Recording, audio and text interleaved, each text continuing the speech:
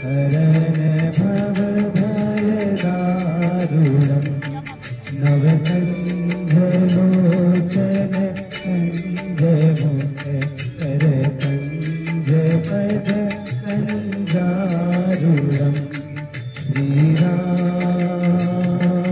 श्री राम।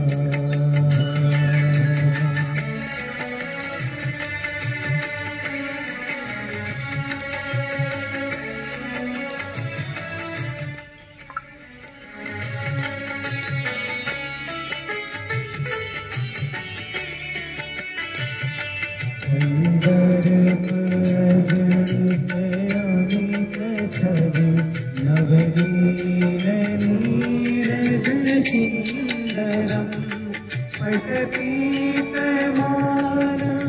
परितरुचिसुखि मौनि जनके सुहावरम् श्रीरामचन्द्रं कृपालु भगवन् हरन भव